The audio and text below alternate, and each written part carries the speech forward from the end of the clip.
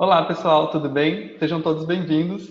Meu nome é Duérer Carvalho, sou advogado e também empreendedor, já com 12 anos de experiência no universo jurídico e há 2 anos e meio, aproximadamente, mergulhei de cabeça nesse universo fantástico e maravilhoso do marketing digital.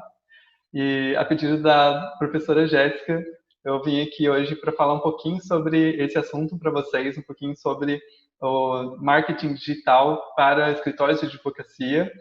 E hoje nós vamos falar de 3 assuntos principais, que são: a primeira parte, nós vamos falar sobre as principais regras do Código de Ética da OAB, sobre a publicidade na advocacia, com foco mais na publicidade online. Na segunda parte, nós vamos falar um pouquinho sobre os principais canais de marketing online. E na terceira parte, nós vamos falar um pouquinho sobre as principais ferramentas de marketing online. O nosso tempo é curto para falar de muito assunto. Realmente, cada uma dessas partes renderia assim, horas e horas de conversa. O universo do marketing digital rende uma faculdade inteira só para esse assunto. Tem muita coisa mesmo, dá para se aprofundar demais. Mas hoje nós vamos falar aqui bem por cima mesmo de cada uma dessas partes. E eu vou, então, o máximo possível, tentar passar todo o conteúdo que eu programei para hoje, por isso não vamos perder tempo e já vamos começar. Bom, então, nessa primeira parte, nós vamos falar sobre as principais regras que estão no Código de Ética e Disciplina da OAB e também no provimento número 94 de 2000 da OAB. São nesses dois locais em que nós encontramos as regras de publicidade na advocacia. Né? Então, aqui nós vamos encontrar tudo o que pode fazer, o que não pode, o que é obrigatório. E vamos começar, então, sobre os 4 pilares da publicidade na advocacia. Eu chamo dessa forma porque são 4 pilares que fundamentam tudo o que você vai fazer de publicidade, mesmo se for offline ou online, você tem que se basear nesses 4 pilares que são fundamentais. Eles estão no artigo 28 e 31 do Código de Ética da OAB, mas eles estão lá de forma objetiva, mas eles representam absolutamente tudo o que você faz relacionado à publicidade na advocacia.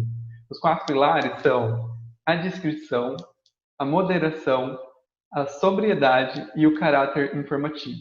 Então, tudo que você fizer relacionado à publicidade na advocacia, seja um anúncio ou um site, uma rede social, um conteúdo, um vídeo, tudo você tem que basear nesses 4 pilares. Tudo que você fizer tem que ser de forma moderada, sóbria, com descrição e sempre com caráter informativo. Se você respeitar esses 4 pilares, você já acertou muito. Você já pode ficar tranquilo que está respeitando o Código de Ética da OAB. Depois é só observar mesmo as regrinhas objetivas, né? Porque, como podemos ver, esses 4 pilares são bem amplos, né? Eles são de conceito subjetivo. Então, cabe várias interpretações em cada uma dos significados desses pilares.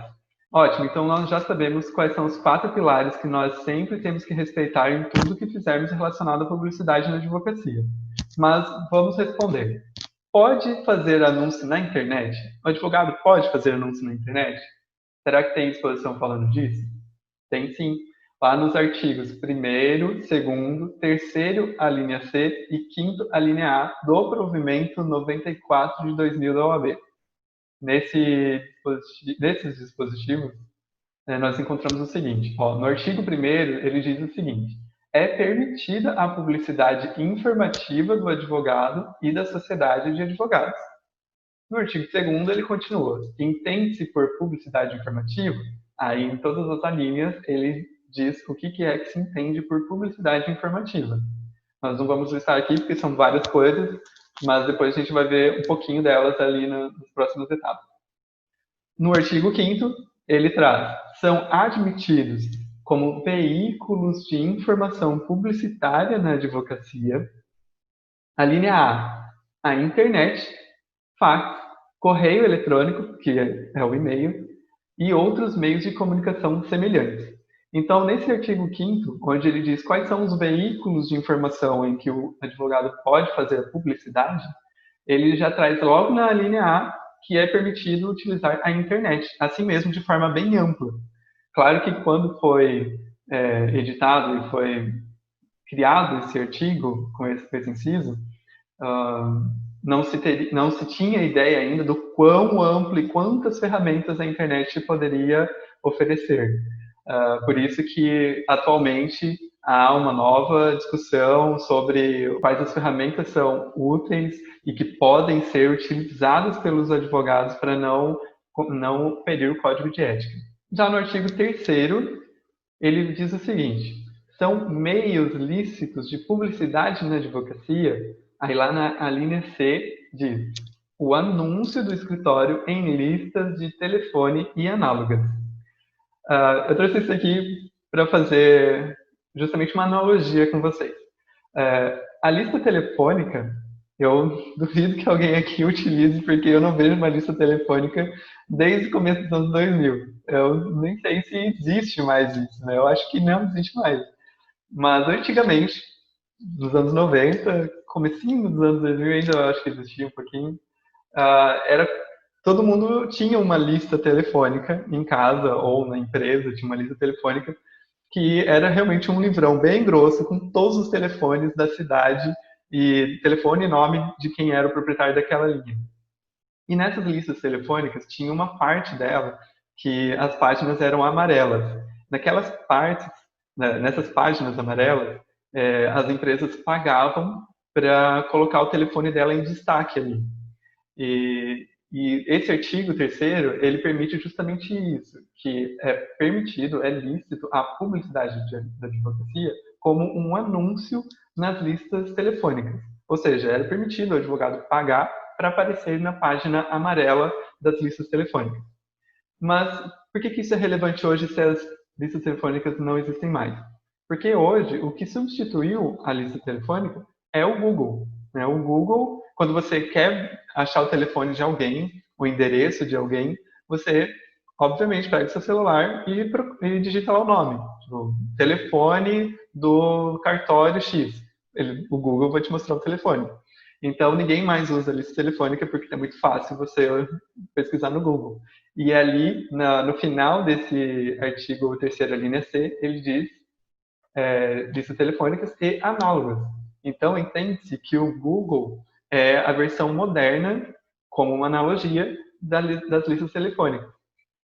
Por isso que cabe essa interpretação de que é permitido o anúncio do escritório de advocacia no Google para que as pessoas possam consultar o telefone dele, o endereço, né, e informações básicas do escritório que pagou para aparecer um anúncio dele no Google. Legal, então vamos continuar falando sobre o que deve aparecer nos anúncios. O que deve no sentido de ser obrigatório. Lá no Código de Ética da OAB e também no provimento 94, eu selecionei aqui o que ele diz como obrigatório, quando ele usa a palavra deve. Então, ele diz o seguinte, que o anúncio deve mencionar o nome completo do advogado e o número da inscrição na OAB. Isso está lá no artigo 29, caput do Código de Ética e Disciplina da OAB. E também diz o seguinte, o uso das expressões escritórios de advocacia ou sociedade de advogado deve estar acompanhado da indicação do número de registro da OAB ou o nome ou do nome e do número de inscrição dos advogados que integram. Aqui ele repete, na verdade, né, no artigo 29, parágrafo 5º, ele repete um pouco do caput, mas para dizer o seguinte, que se você vai anunciar como advogado individual, tem que ter o seu nome completo e o número da OAB, mas se você vai anunciar como um escritório, como uma sociedade de advogados, também tem que aparecer o nome dessa sociedade junto com o número de inscrição da sociedade na OAB, ou então o nome dos advogados que integram ela, junto com o número de inscrição na OAB também. Isso é obrigatório. E mais uma disposição obrigatória que aparece no Código de Ética é que o anúncio no Brasil deve adotar o idioma português e, quando em idioma estrangeiro, deve ser acompanhado da respectiva tradução. Eu trouxe isso aqui porque, por mais que pareça óbvio que os anúncios sejam feitos em português, essa é uma disposição obrigatória também, que traz no Código de Ética e Disciplina. As demais disposições, elas vêm mais no sentido de que o que pode ser feito e o que não deve ser feito. Né? O que não deve, ele é uma lista até um pouco maior, a gente vai ver daqui a pouquinho, mas o que o Código de Ética traz como obrigatório seriam basicamente esses 3 dispositivos aqui, e sem falar também, claro, naqueles 4 pilares que são obrigatórios em qualquer situação.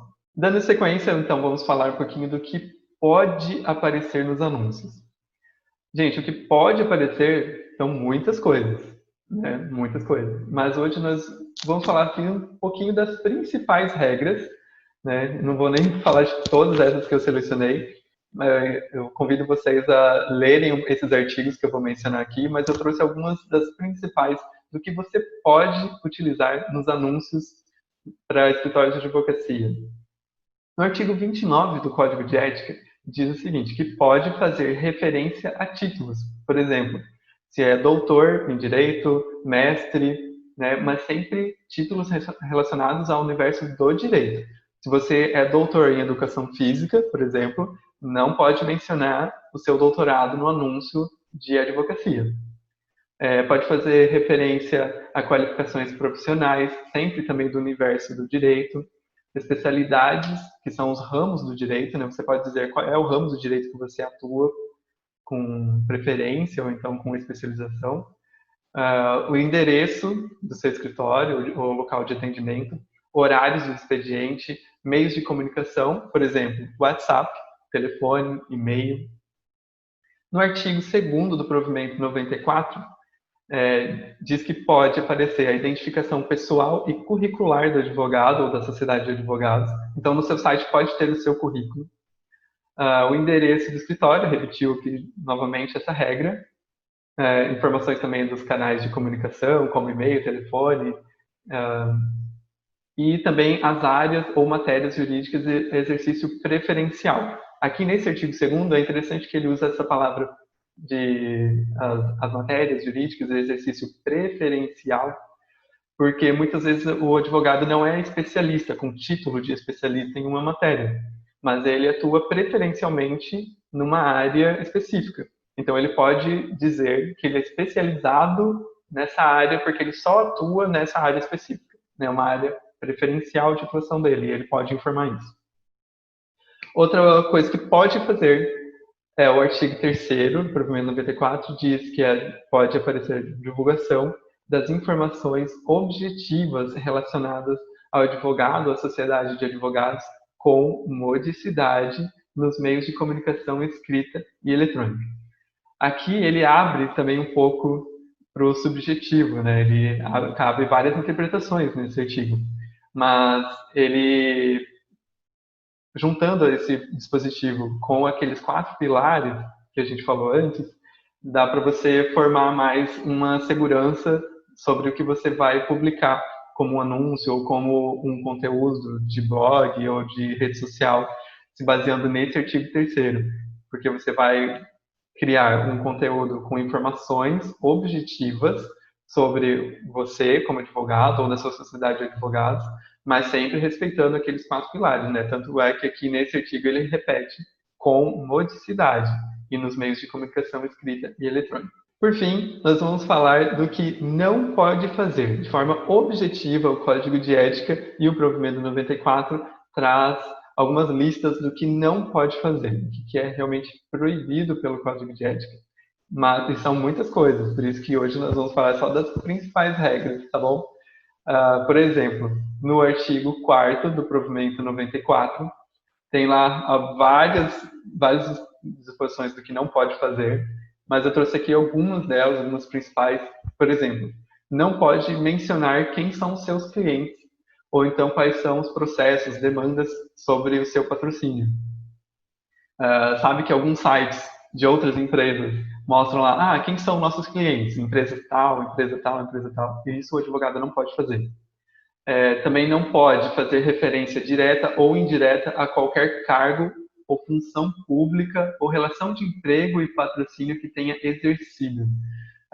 Por exemplo, o Moro, quando ele criar o site de advogado dele, não vai poder dizer lá no site que ele foi ministro da Justiça. Eu trago esse exemplo justamente para mostrar que, o porquê não pode aparecer os cargos públicos que você exerceu. Justamente porque isso pode trazer um peso para convencer alguém a te contratar só pelo cargo que você já exerceu antes. Né? Então, você tem que conquistar o seu cliente pelo advogado que você é, e não pelos cargos que você exerceu antes. Por isso que o Moro e todo mundo que é advogado não pode colocar no anúncio ou no site os cargos públicos, os cargos, os empregos que ele teve antes, que são capazes de convencer alguém a contratar apenas por isso. Também não pode utilizar emprego de orações ou expressões persuasivas, de autoengrandecimento ou de comparação. Isso aqui é muito relacionado àqueles anúncios bem comerciais mesmo, por exemplo, anúncios das Casas Bahia. Que todos os anúncios bem comerciais, no final do anúncio, sempre tem alguma chamada para ação. No inglês e no universo do marketing digital, nós utilizamos a sigla CTA, que é Call to Action, que seria a tradução direta, chamada para uma ação. No final do anúncio, normalmente tem uma chamadinha que diz o que a pessoa deve fazer. Por exemplo, contrate agora, aproveite essa promoção, ligue com urgência, alguma coisa, alguma ação que você pede para a pessoa fazer assim que ela vê o seu anúncio, né? Você usa métodos e palavras persuasivas para fazer com que a pessoa tome uma atitude a partir daquilo que ela acabou de ler, daquele anúncio, daquele texto, daquela publicação. E isso não pode ser feito na advocacia. Você pode até fazer uma chamada para ação, mas não pode ser com expressões persuasivas, né? Aproveite a promoção, contrate agora, honorários com desconto. Então, muito cuidado ao utilizar palavras na parte do CTA, né, da chamada de ação. Você pode utilizar, por exemplo, entre em contato. Entre em contato para marcar uma consultoria jurídica ou para tirar dúvidas, né? Mas não pode utilizar expressões muito persuasivas. Enfim, tem várias outras regras. A gente tem muito conteúdo para falar hoje, então eu vou só recomendar que vocês leiam o artigo 4º do Provimento 94 de 2000 da OAB e também outras disposições lá no Código de Ética que também traz o que não pode fazer, tá bom? Mas eles trazem bem de forma objetiva uma lista de regras que não podem ser feitas na publicidade. Gente, com isso nós encerramos a primeira parte, em que eu queria passar para vocês pelo menos os principais artigos sobre a publicidade na advocacia, com esse foco no universo digital, né, do marketing digital. E agora nós vamos para a segunda parte. Aqui na segunda parte nós vamos falar um pouquinho sobre o inbound marketing e também sobre os principais canais de marketing digital. O inbound marketing é uma metodologia de marketing que se originou nos Estados Unidos, aproximadamente em 2006, e utiliza uma técnica reversa do marketing tradicional para atrair clientes pela internet, em vez de promover o produto ou serviço para uma massa indeterminada de pessoas, como fazia a mídia tradicional, que era a TV, a rádio, a revista. Essa mídia tradicional, por exemplo, os anúncios que apareciam na TV, propagandas na rádio e nas revistas, eles atingiam pessoas que quem criava o anúncio não tinha muita ideia de quem iria ver os anúncios. São uma massa indeterminada de pessoas para naquele meio de milhares ou milhões de pessoas, alguém se interessasse por aquele serviço ou produto. Mas o inbound marketing, ele utiliza técnicas para você direcionar o seu anúncio, a sua publicidade para pessoas específicas, ou pelo menos com interesses específicos, né? Um nicho de pessoas que você tem mais noção de quem é que pode ver o seu anúncio, quem pode interagir com o seu conteúdo. E para isso, o universo do inbound marketing é gigantesco, gigantesco. Inbound marketing basicamente abrange tudo que você pode fazer de marketing digital.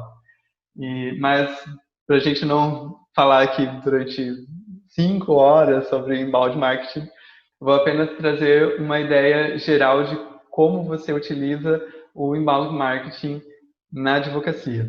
Dentro de todas as estratégias de inbound marketing, nós vamos pensar sempre na jornada do cliente. O que é a jornada do cliente?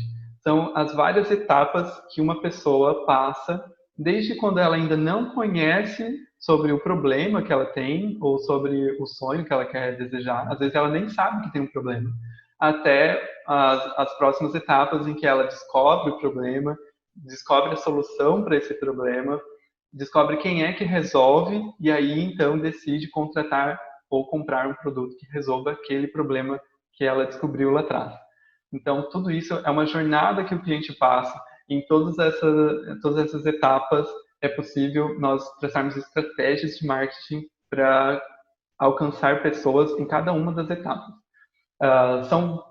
Existem vários níveis de consciência e de etapas em que uma pessoa passa desde quando ela ainda não conhece o problema dela até ela contratar um advogado para resolver.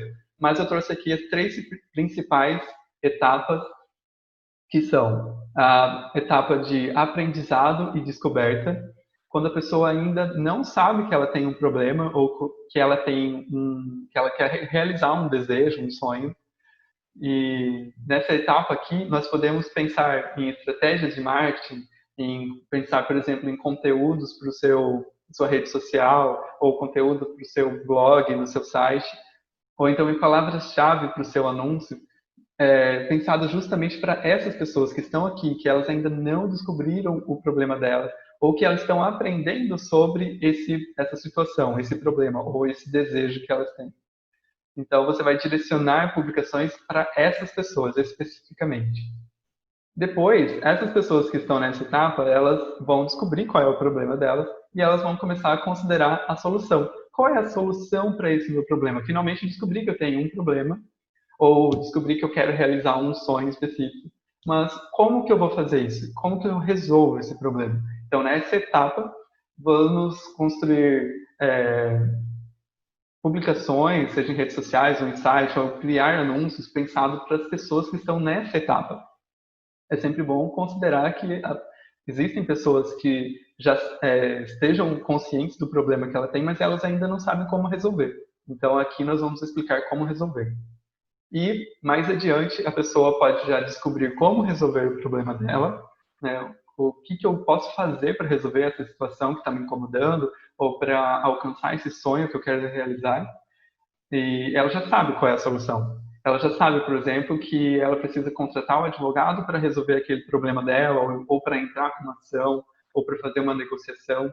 Ela já sabe. Ela só, nessa etapa agora, ela está já na etapa de decisão de compra ou contratação, e ela está pesquisando quem é o melhor advogado, quem é o advogado mais qualificado, mais especializado, ou que possa atender aquele problema específico dela. Então, nós também precisamos pensar em estratégias de marketing digital para essas pessoas que estão nessa etapa mais conscientes do serviço que você presta, de quem você é, né? E eu vejo que muita gente que tem rede social, por exemplo, de advogado, né, rede social do escritório de advocacia, que posta apenas conteúdos para a primeira etapa, só explicando os direitos das pessoas, né? Ah, você sabia que tem direito a tal coisa? Você sabia que você tem o dever de cumprir tal obrigação? Só explicando para as pessoas que estão nessa fase de descoberta ainda de quais são os direitos e deveres dela.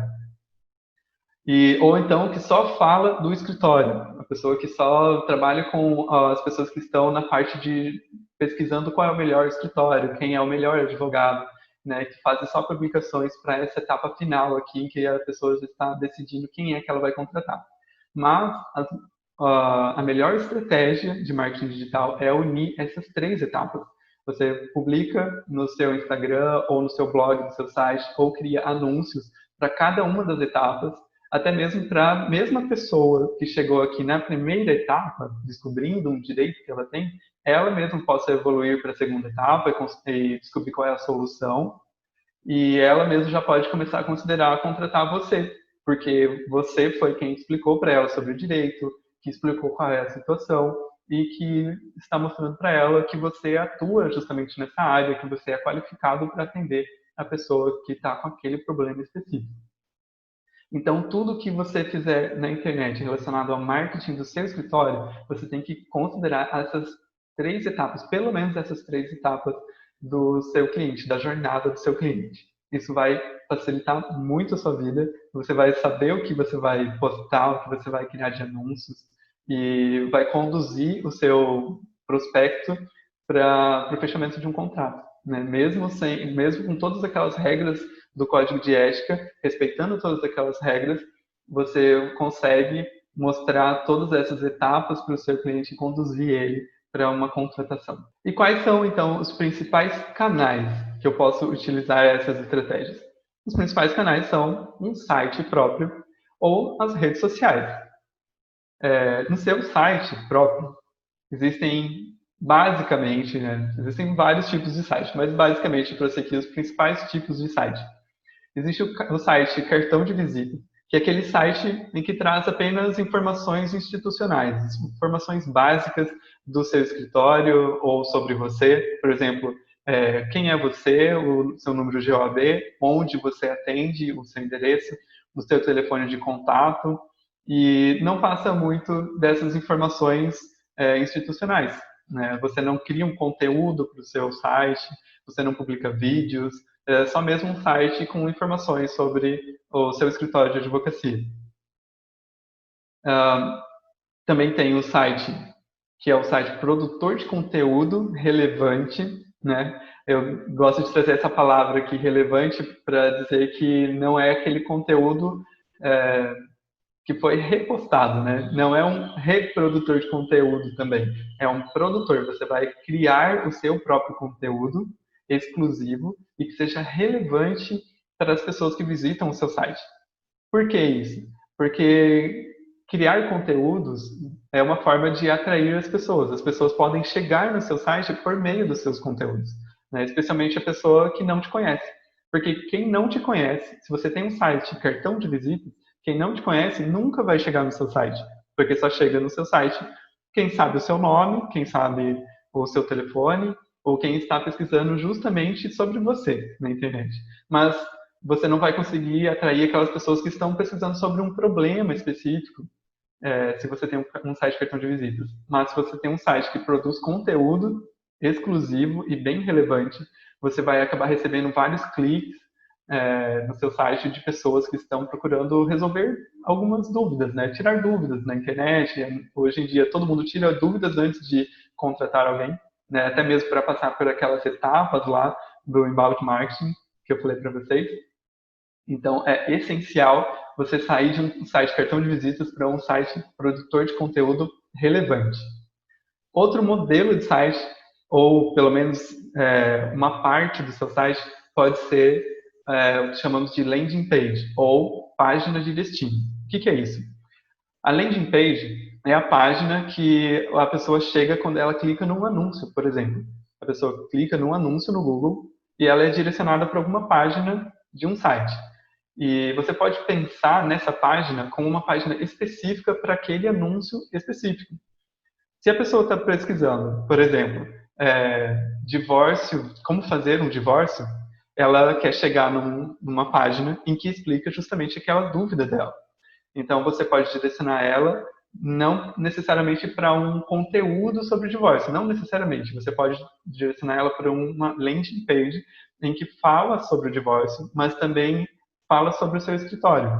E nessa landing page, você deixa lá, por exemplo, o seu contato, né? Você vai falar sobre o divórcio um pouquinho, sobre o seu serviço, como você atua preferencialmente nessa área, por exemplo, e vai deixar o seu contato de WhatsApp ou de telefone como basicamente a única opção que ela vai ter naquela página. Por que isso? Por que uma única opção? Porque assim ela chegou numa página em que ela estava pesquisando justamente sobre aquele assunto e a única ação que ela tem disponível lá é entrar em contato com você ou sair da página, né? Então, se ela realmente quer resolver o problema e ela chegou numa página que mostra que você pode resolver aquele problema específico, é muito mais fácil que ela entre em contato com você se tiver só essa opção do seu WhatsApp para ela clicar e entrar em contato com você, marcar uma consultoria jurídica, por exemplo.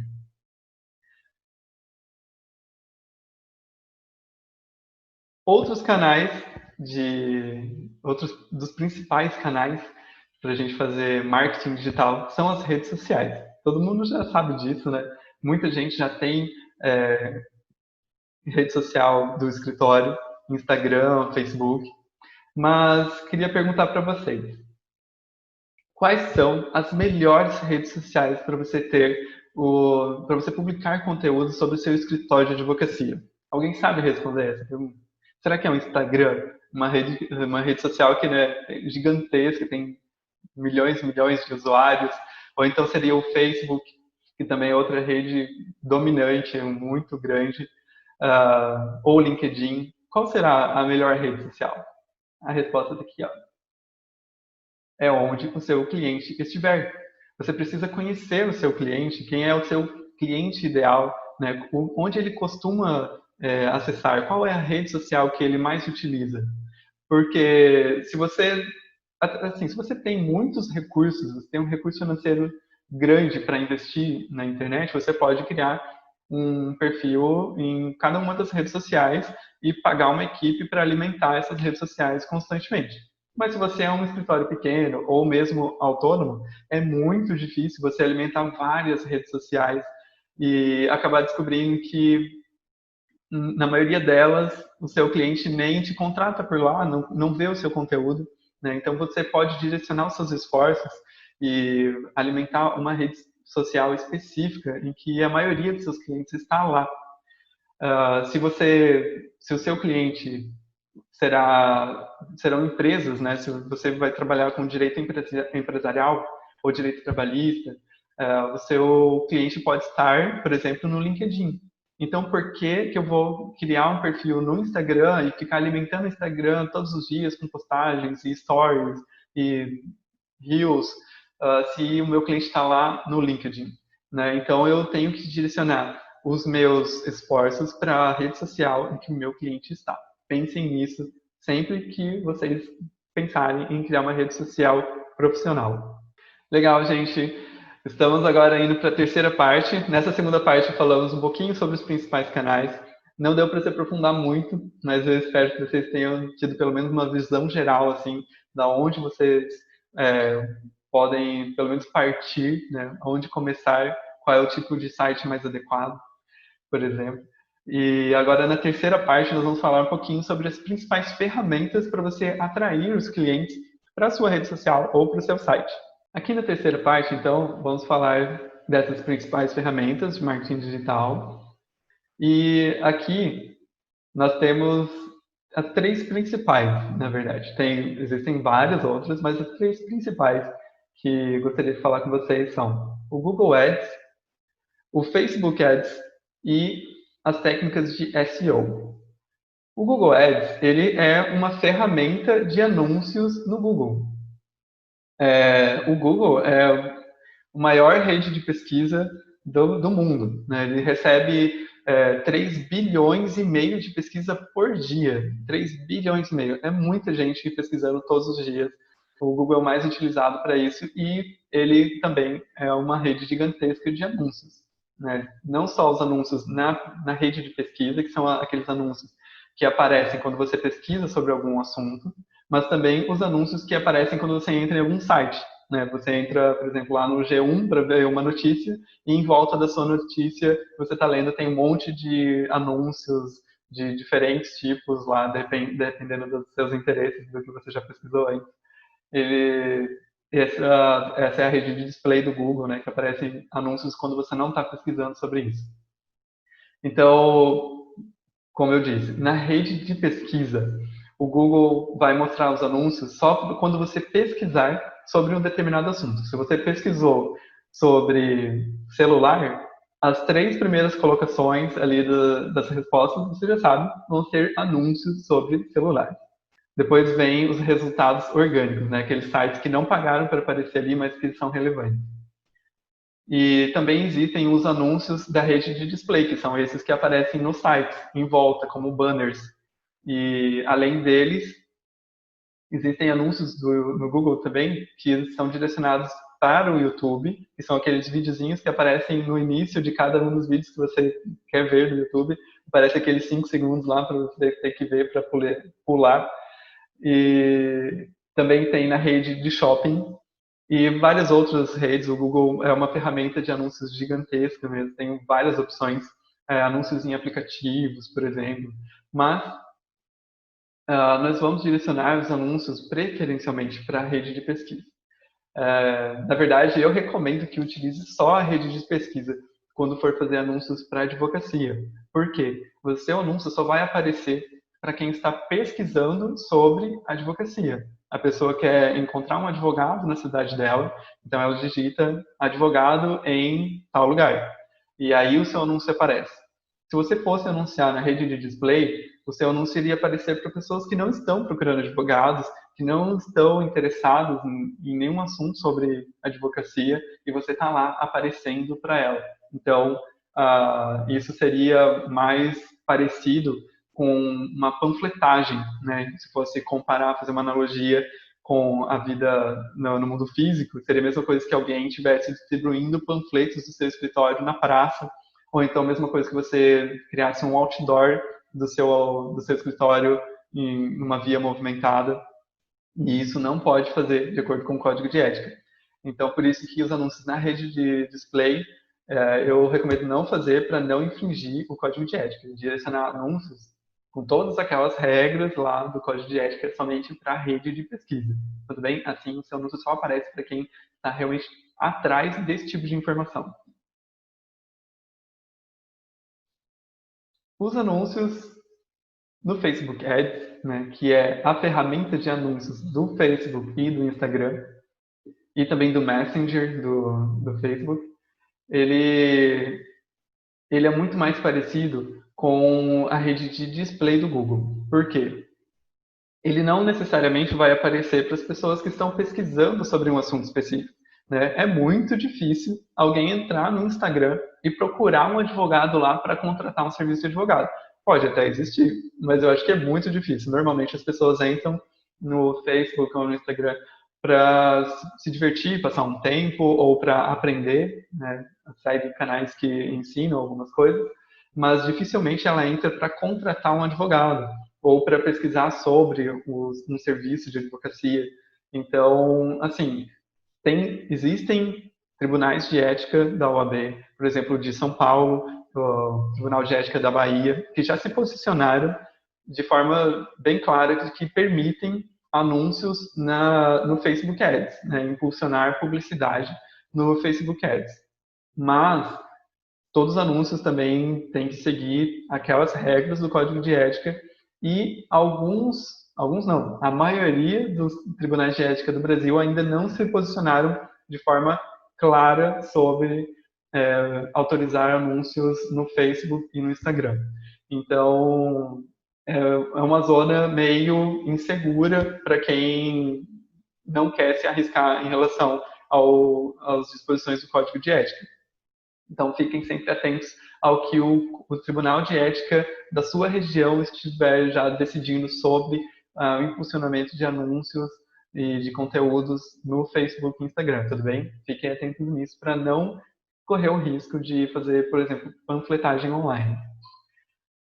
Mas aqui, considerando aqueles tribunais de ética que autorizam, os anúncios dentro do Facebook, eles têm diversos formatos, né? Podem ser em formato de imagem, vídeos, mas sempre que você for criar anúncios ali, você tem que observar especialmente os 4 pilares da publicidade na advocacia. Você não pode utilizar cores muito chamativas, palavras de persuasão muito fortes. Você tem que trazer mesmo conteúdos informativos. Você pode impulsionar alguma postagem sua sobre o direito das pessoas de forma ampla e não promovendo o seu escritório.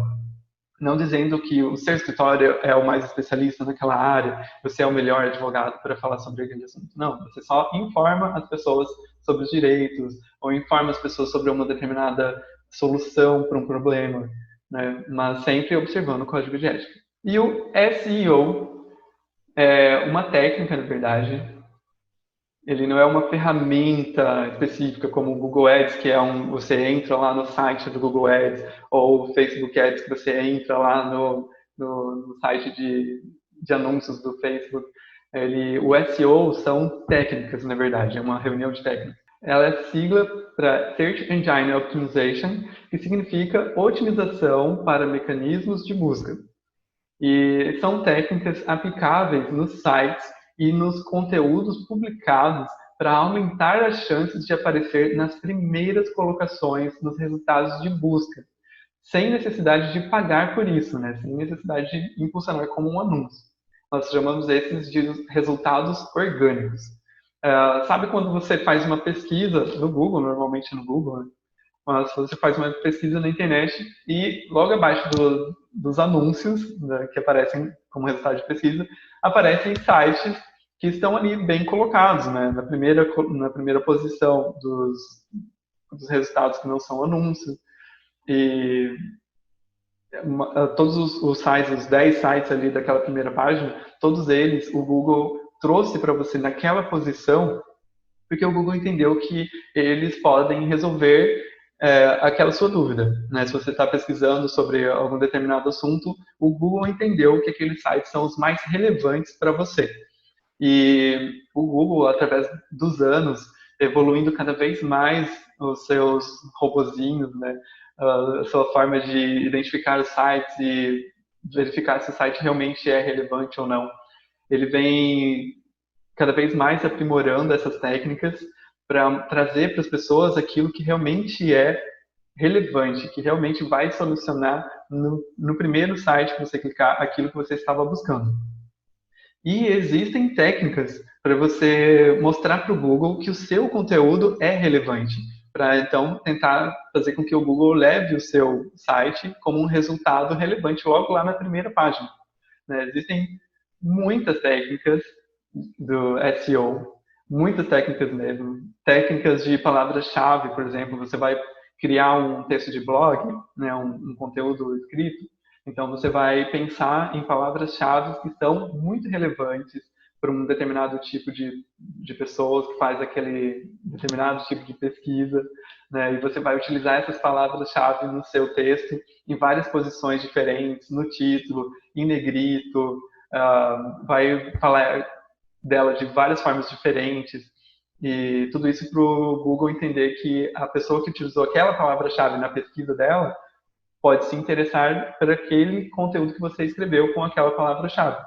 Mas não só isso, existem técnicas também de SEO para o seu site, para o seu vídeo, enfim, tem muitas, infinito aqui as coisas que dá para falar sobre SEO, mas ela é uma das ferramentas que nós utilizamos para melhorar a nossa posição nos resultados de pesquisa e assim receber cliques, atrair pessoas para os nossos sites ou para as nossas redes sociais. Gente, eu sei que foi bastante corrido, não deu para se aprofundar muito em cada um dos tópicos, mas eu queria trazer aqui pelo menos essa forma mais abrangente, né, falando pelo menos dos principais fatores de cada uma dessas etapas que a gente conversou aqui, as principais regras do código de ética, os principais canais de marketing digital e as principais ferramentas para você atrair pessoas que são potenciais clientes que podem se interessar pelo seu serviço. Mas eu recomendo que vocês estudem muito sobre isso, porque cada vez mais, as pessoas contratam pela internet. Né? Já é uma realidade de quem tem escritório hoje em dia, se não está na internet, dificilmente vai ser encontrado. E cada vez mais os escritórios vão estar presentes na internet e fazendo marketing digital em conformidade com o código de ética, utilizando essas estratégias que eu disse aqui para vocês e muito mais aprofundadas. Então, pesquisem, estudem sobre isso, porque será a forma mais conveniente e mais eficaz de vocês atraírem clientes futuramente quando estiverem com seus escritórios funcionando, né, abertos e querendo fechar contratos e ter uma lista de clientes bem boa, bem grande, né? Então, vocês precisam entender mesmo sobre essas técnicas. Não precisa ser um profissional especialista, claro, né? Mas pelo menos saber que essas ferramentas existem para, pelo menos, pensar nas estratégias relacionadas ou então contratar alguém que saiba aplicar isso mesmo na prática, né? Que possa criar o seu site, que possa criar suas redes sociais ou então fazer as suas postagens ou criar seus anúncios, se você não quiser criar pessoalmente. É um universo gigantesco mesmo, mas é muito importante saber pelo menos um pouco sobre isso para vocês conseguirem dar um bom start logo no início da sua advocacia.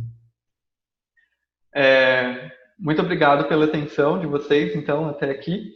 Eu convido vocês para visitarem um Instagram que eu criei recentemente e que eu pretendo agora alimentá-lo, onde eu vou falar sobre marketing digital, né? Eu vou explicar bastante sobre essas ferramentas de atração de clientes na internet.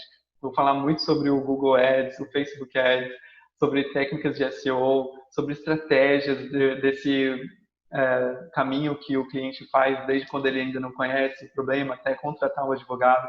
Então, me sigam lá no Instagram, que é o @advogado proativo. Me sigam lá e se aprofundem sobre esse assunto. E boa sorte para todos vocês. Tenham uma carreira de sucesso e muita felicidade na advocacia.